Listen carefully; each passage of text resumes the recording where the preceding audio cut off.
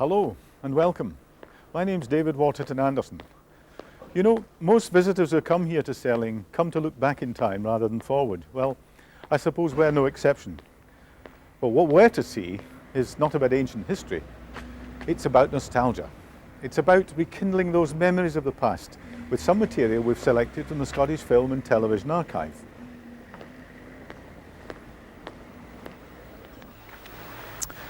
We're going to start with a film made in 1972 called Royal Stirling.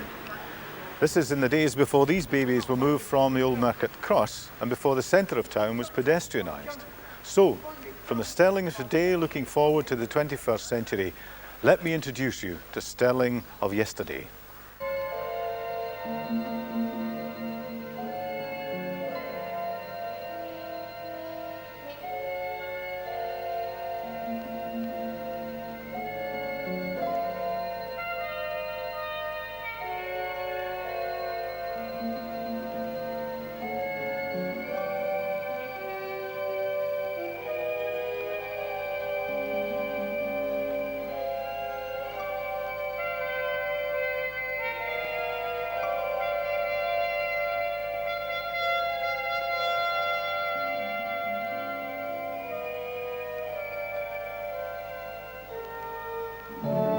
Out of the mists of time,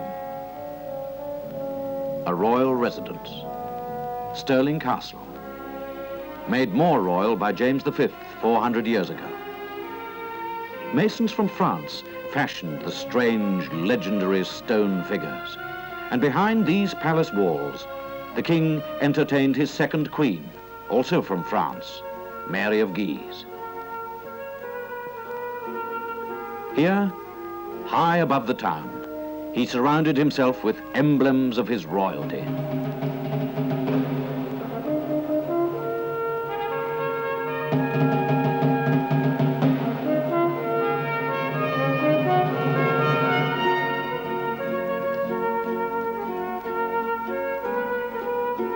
In sculptured stone, King James, as a common man. So he went among his people for their good. His lion in stone, the lion's den. James kept here a living replica of the heraldic beast on his royal standard.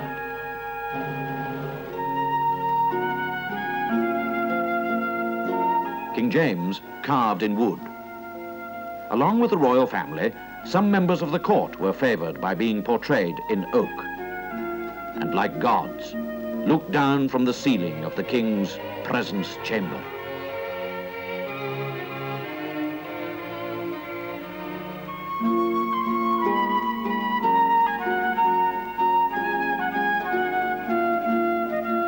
The royal park provided deer for sport. The fertile land, food.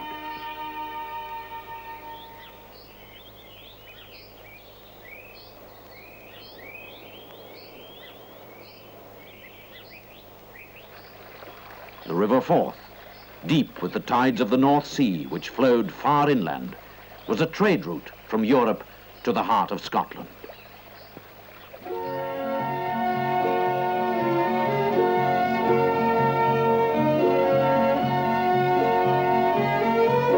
Reminders of sea captains long dead in this inland place, witness to the traffic of goods shipped from continental shores to Stirling.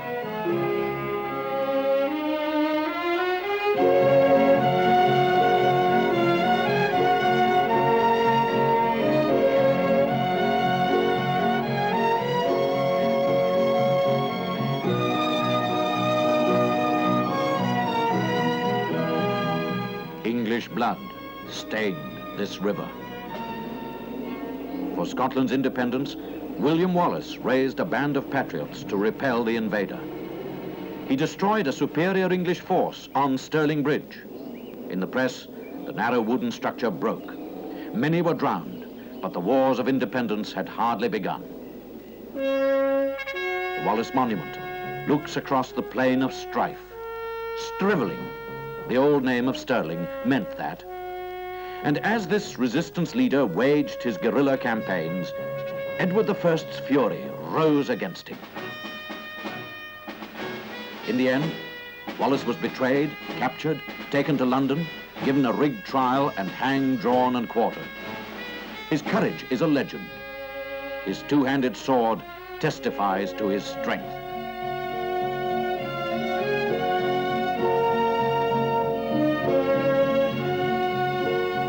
The resistance had ended. For 10 years, the English held the castle that dominated the plain, looked down on the little farms and homesteads of the Scots, and on the river that was no longer a barrier to the invader. Then, Bannockburn. 650 years after this decisive battle of the Wars of Independence, the Queen of the United Kingdom paid tribute to all who fell at Bannockburn. Here on this field, now in the care of the National Trust for Scotland, she unveiled a statue to the memory of Robert Bruce, King of the Scots. Here, on June the 24th, 1314, Bruce led his army of 5,000 Scots against Edward's 20,000 men. Here the English cavalry charged and fell among the pits and spikes and retreated in confusion. Here the Highlanders joined with the men from the lowlands to throw back the invader. Here the volunteer patriots of Scotland defeated the feudal army of England.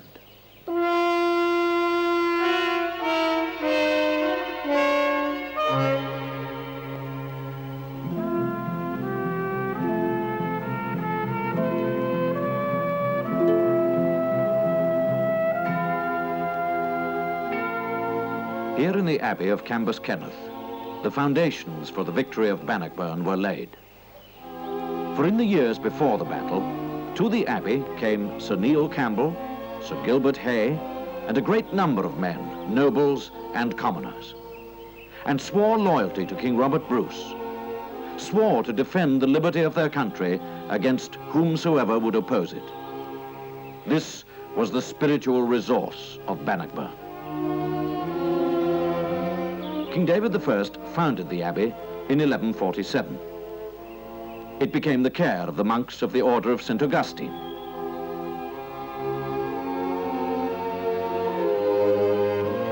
These stones tell of the patient skill of the craftsman.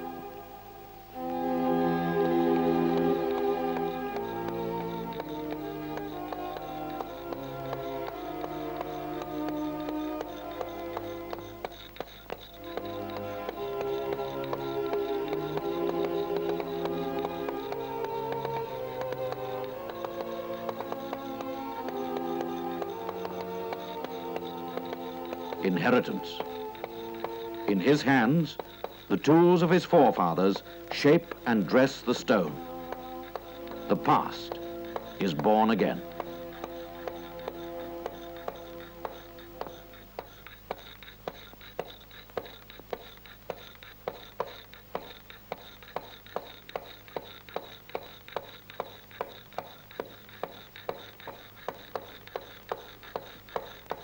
He belongs to the past and to today. His touch restores for the future the great hall of Stirling Castle. 20 years of devotion, of slow labor, it's going to take to give back to the people of Stirling their inheritance. Reminder of the graciousness of a style of life 400 years ago.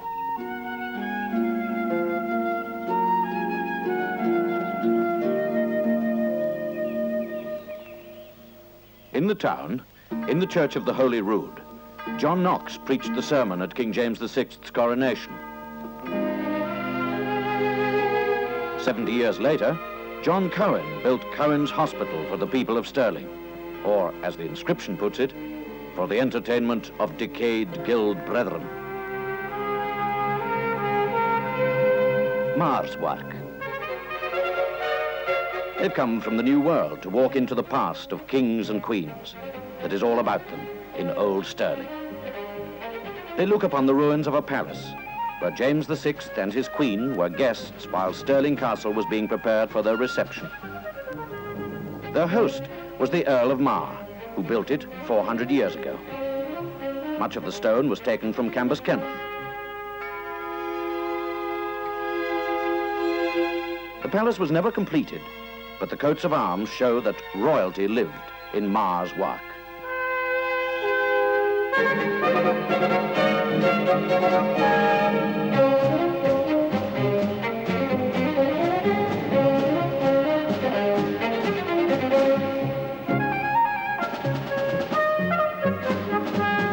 Across the courtyard is Argyll's lodging, the home of the first Marquis of Argyll, who entertained Charles II here, and who placed the crown on Charles's head at school. Now, Argyll's lodging is a youth hostel. The pageant of the past is matched by the present. Every old town has the problem of how the old buildings get on with the new. From the air, between the castle and the River Forth, Stirling looks all right. Come closer, and there's the old town hall and the new. Each has its own character, but they don't quarrel with each other. And the new doesn't dominate the old. They are in tune.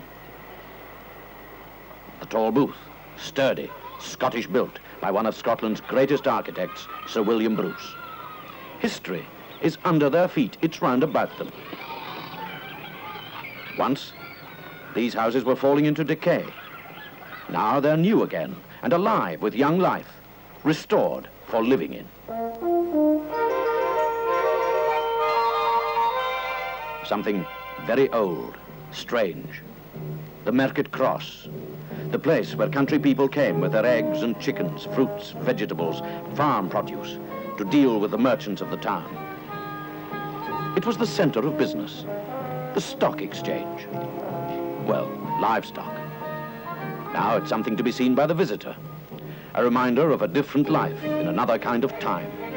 Beautiful, secure, made to last. But it's home to the people of Stirling.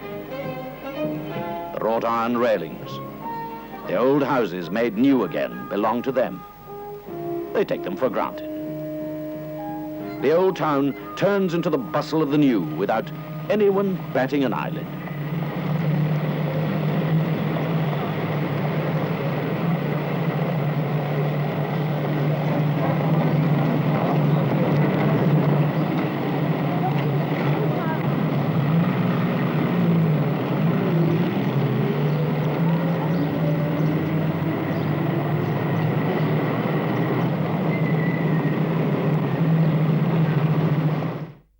I like the comments contrasting the architectural merits of the old and the new town hall. But I wonder what they would have made of the Thistle Centre. However, enough of this carping. This particular fine old building behind me was the home for a long time for the old Royal Infirmary. But what I'd like to show you now is some footage that was shot for the opening ceremony of the new Royal Infirmary by the Duke and Duchess of York, who of course became King George VI and Queen Elizabeth. It was the 10th of August 1928. The Duke and Duchess mounted a specially constructed platform erected outside the front entrance. The official opening ceremony was performed to a rapturous reception from the thousands of nurses, staff and ordinary Stirling folk who had turned out to greet the royal couple. It was certainly a day to remember, not least for the Duchess, our very own and very dear Queen Mother.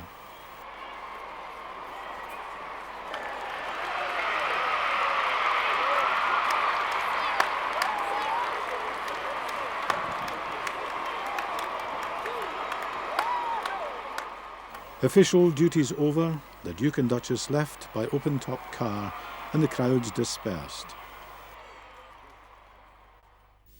We move on now by 9 years and a J.S. Nairn film made, we think, for the Town Council to promote tourism. Strange then for the opening shots to feature so prominently the pit bings of Millhall and the gasometers. The railway first came to Stirling in 1848, linking through to Alloa 4 years later. The first recorded sighting of a motor car in Stirling was in 1896, just 22 years after the horse-drawn trams had started plying their trade to and from Bridge of Allen, a sedate journey of some 25 minutes. But, however visitors travelled to Stirling, a warm welcome awaited at places such as the Station Hotel or even the Golden Lion, favoured haunt of the well-heeled traveller not to mention the occupants of the municipal buildings who governed the city under the watchful eye of Henry Campbell Bannerman.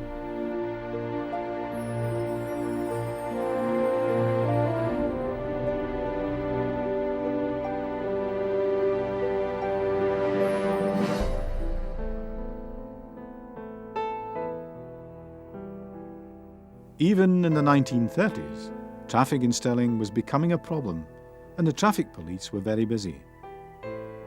It's not surprising, therefore, that many enjoyed and still enjoy a peaceful stroll around the back walk, but we should point out that this sign marking the location of the old Borough Gate at the end of Dumbarton Road isn't there today after having been stolen by a gang of road workmen. It might have seemed rather strange to some that the old town should feature in a film to promote tourism. For decades, the area had been synonymous with squalor, decay and disease, a situation which had become worse with overcrowding when the new coal mines of Bandeath and Polnaise brought in more labour. Many accused the town council of complacency, and fingers were pointed at several councillors whose main interest seemed to be the rents received from the influx of miners, rather than the very fabric of the town. When the council did act, it was to pull down much of St Mary's Wynd and the north side of Broad Street, much to the dismay of conservationists who formed the Thistle Property Trust to try to save the town's heritage from extinction. It didn't work. Even the houses they did save were made the subject of a 1952 compulsory purchase order and demolished to be replaced by the anonymous estates at Riverside, Lower Castle Hill, Bannockburn Road and Raploch. The Five Lamps area neighbouring this building was completely flattened. In fact, much of today's old town buildings are not old at all, but reconstructed copies rather than the originals. At least the Market Cross survived, having been returned to Broad Street in 1891 after renovation, much to the delight of those in the great procession from Black Boy Fountain. But none of this really matters to those closest to our hearts, the wee bairns who play, dance and sing, just as they always have, and who are we to argue?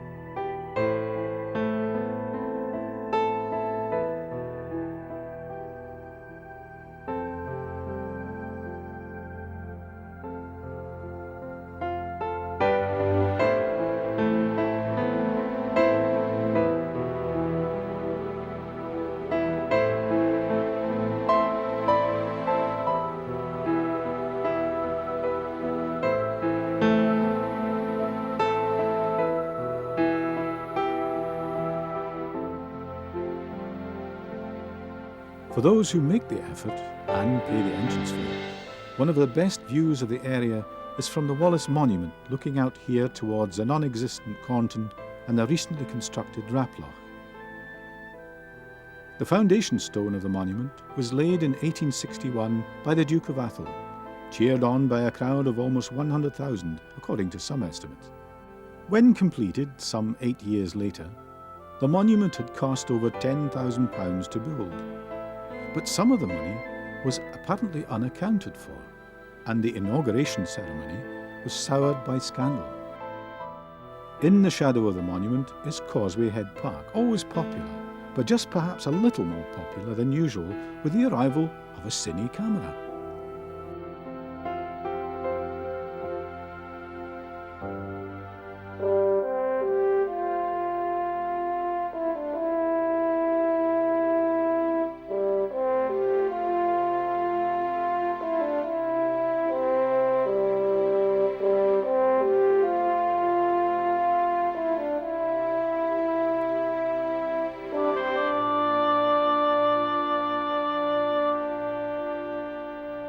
The Guildhall and the Church of the Holy Rood stand side by side under the castle walls.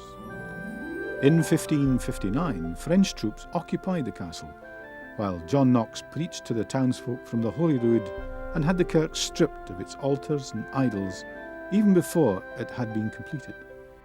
Next door, the Guildhall, despite its municipal name, was first an almshouse and has fulfilled several roles as varied as a school of dance, a theatre and a cholera hospital since it was built in 1649 with money bequeathed by businessman John Cowan.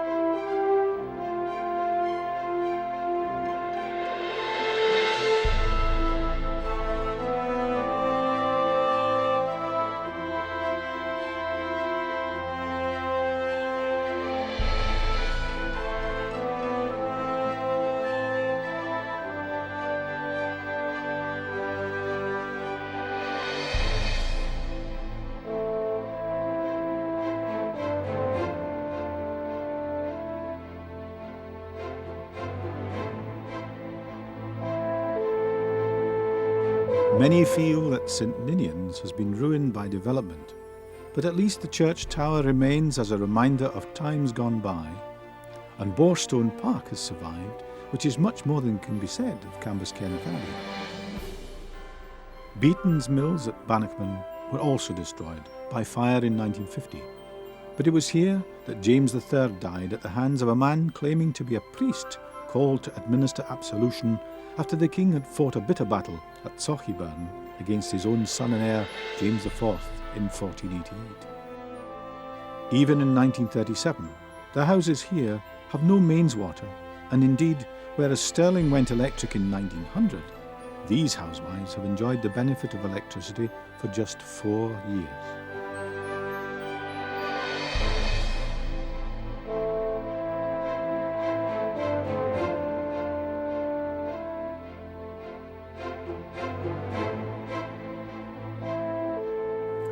This Stirling Bridge was built some 120 years after Wallace's great victory against the English on the timber bridge that preceded it.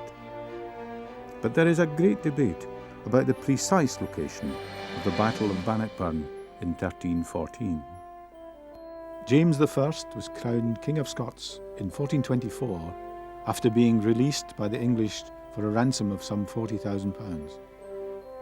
He was in no mood for compromise, and the beheading stone awaited those who had ruled his kingdom in his absence. Also, on Gowan Hill are these cannon, once more fearsome than the stone itself, but now just playthings for bored young lasses who, if they were lucky, might later be treated to a trip in the country on one of Alexander's buses.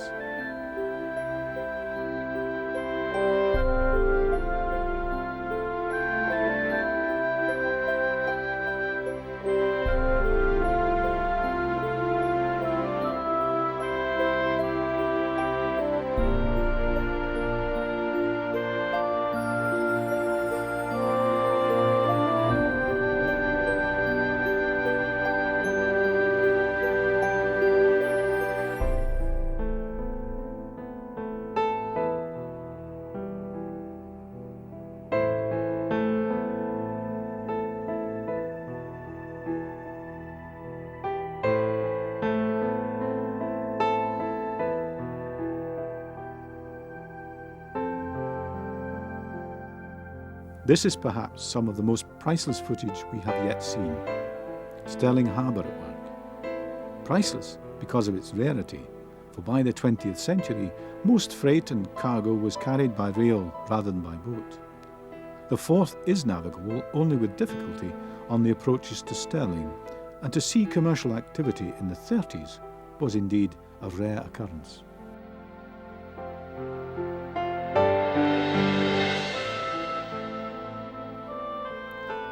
These hardy souls are enjoying themselves in the Teeth, perhaps at Callander, where the river is less polluted, or is it just a case of blissful ignorance? Whatever, Stirling folk have always made full use of both the Teeth and Forth, not least the members of the Amateur Boating Society. Regatta Day is a day when everyone joins in the fun, and I would bet a pound to a penny that these wee lasses learnt their steps at Peggy MacDonald's school.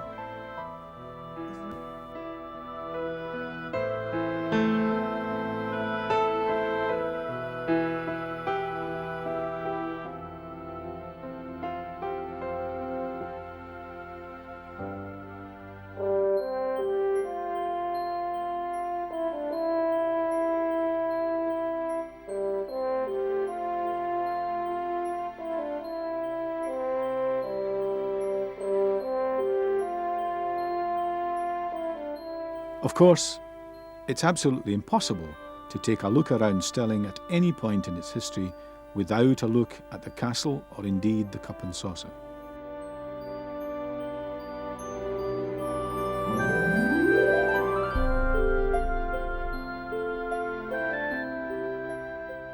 This is, or more accurately might be, the window from which the body of William, Earl of Douglas, was thrown after being murdered by James II in 1452. Today, the castle is a far more hospitable place, garrisoned, of course, by the famous Argyll and Sutherland Highlanders, the Thin Red Line of Balaclava in 1854, the Sacrificial Lambs of Ypres, the Heroes of Beaucharge-Rancon in 1944, and Hill 282 in Korea. Looking back to the Great War, there was even an airfield at Falloninch Farm. There is a history of aviation in Stirling dating back to the Barnwell brothers, who pioneered flight in this country from a hangar in Causeway Head. Sadly, both Harold and Frank were killed in flying accidents, and around the time this film was shot, it was Sir Alan Cobham's flying circus which entertained and amazed the crowds. During World War II, the castle was once again surrounded by warring armies, but this time they were predominantly Poles who had billeted in and around the town and whose battle was the battle to retake their homeland. But, for the most part, Stirling Castle is about the Argylls. This film was shot 2 years before the outbreak of World War II, and well they might train for battle, for soon they would be fighting in Crete, Singapore, North Africa and Italy before returning to France to avenge the debacle of 1940. The Argylls have a long and proud history, overcoming even attempts to have them abolished in 1968, just as they have overcome opponents in the field of battle in centuries of service for king and country.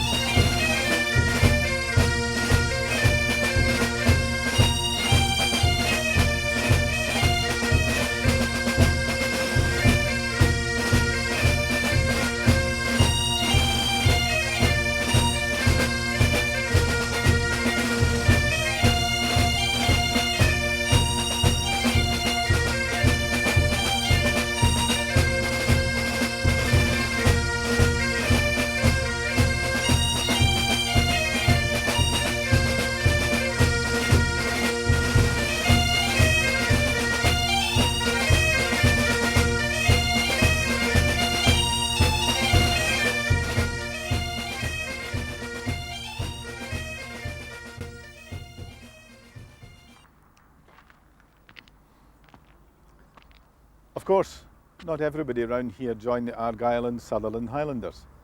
This war memorial here at Bridge of Allen records a variety of units in which local men fought. The Argylls are certainly here, along with many of the other Scottish regiments also. But included are also Manchester Regiment, the Lancashire Fusiliers, the Imperial Camel Corps, along of course with the Royal Navy and the Royal Air Force. Stirling as a town escaped during the war largely unscathed, but for some, the real enemy had yet to be vanquished.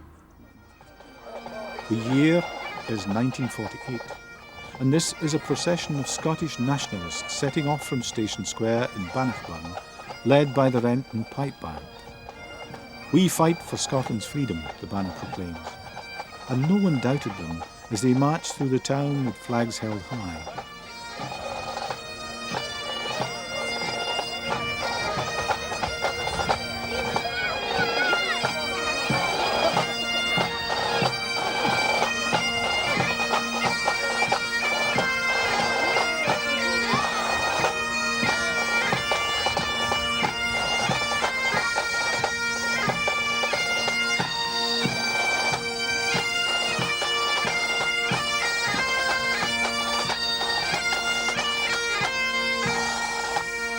A large portrait of William Wallace brought up the rear, an unusual position for this warrior of old, as the processions headed for King's Park.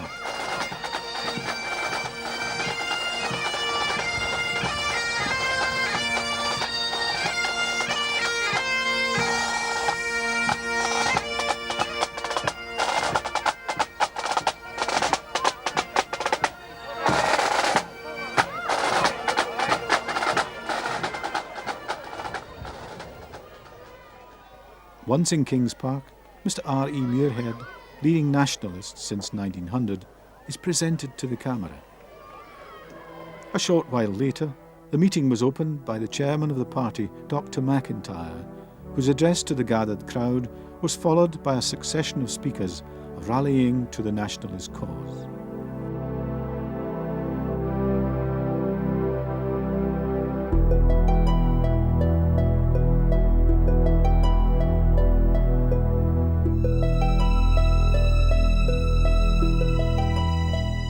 The guest of honour was an effigy of Arthur Woodburn, Secretary of State for Scotland at the time, and branded Quisling No. 1. Flanked on one side by a Scottish flag bearer and on the other by William Wallace, the speakers took turns to denounce the Auld enemy. On the bandstand they were joined by two Scottish-American guests, Miss Vass and Mrs. MacLeod, but not a bulldog in sight.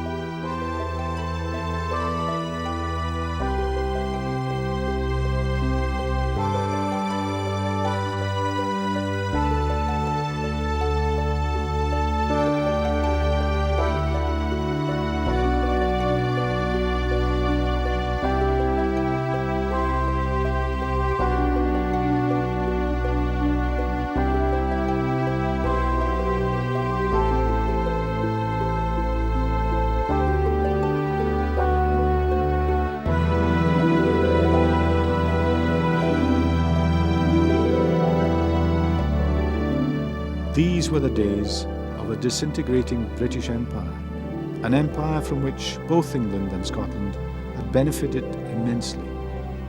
The mainstream political parties still controlled Scotland, but, perhaps more poignantly for this small gathering of nationalists, these were the days before the Thatcher government, and the oil boom tilted the emotional and financial balance in their favour. But whether governed from London or not, the Scots have always had a strong national identity. However, for many, the true spirit of Scotland lies in the mountains, places like Ben Lomond, the source of the River Forth. This is a film made in 1958, tracing the Forth from its origin down onto the plain through Stirling and Alloa to the Forth Bridge and beyond. So much has changed in the 40 years or so since this film was made. It was made as a silent film, but the pictures say it all.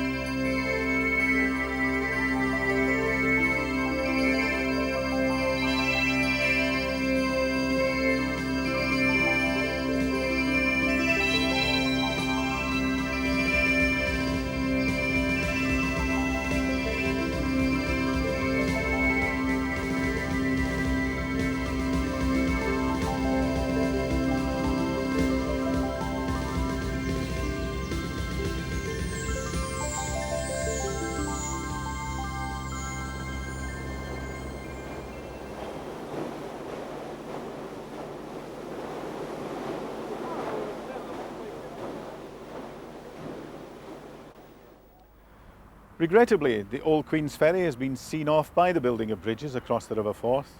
This one itself may have played a similar role in the past. But that's progress. In fact, it's not very long since Stirling was surrounded by coal mines, the nearest being at Millhall, opened in 1904 but closed in 1958. I'd like to show you some footage of Polmace 1 and 2 colliery, which is shot around 1950. Working at Polmace 3 and 4 colliery was Archie Bone. I had 7 brothers who worked in the pits, and my dad worked in the pits, and both of my grandfathers worked in the pits. And when you were sitting at the breakfast table in the morning, all that you ever got was talk about pits, pits, pits. So before you actually left the school, you knew exactly where you were going to be going, because you had a great feeling for it, because that was all you ever spoke about or were spoken to you as a kid. And coming from a mining village and having a local pit in the village, it was expected of you that you just automatically went to the pits whenever you left school. The community life was exceptional.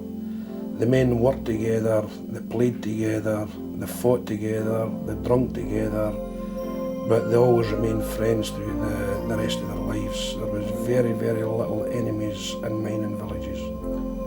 Working conditions in the pit in Flynn, when I was actually working in it, was pretty horrendous at times. It depended mostly on the state of the roof that you were actually working in. If it was what they called a sour roof, you had to watch out, because that was very, very dangerous. Stone would fall at any time without any warning. If it was a good roof, you could work long and hard at it. The working conditions were, it was, if you can imagine just closing your eyes and hold that for about 5 minutes, that's what like it was down a pit. All you actually had was a miner's lamp. If the miner's lamp went out, you were actually in trouble, because you had no way of getting another lamp unless you could manage to get to a telephone and say, I'm in such and such an area of the pit, I haven't got a lamp, could you get somebody to bring it down to me? That happened on 2 or 3 occasions in the pits.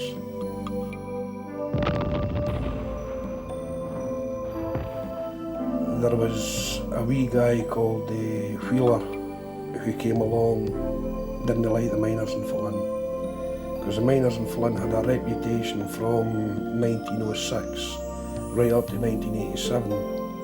It was a record that they held through Great Britain, was they were always the first to go on strike whenever a cause came up, and they were always the last to go back. Even in the general strike in 1926, I think they came out something like 6 weeks before the national strike was called, and they went back something like about 6 weeks after the national strike was actually finished.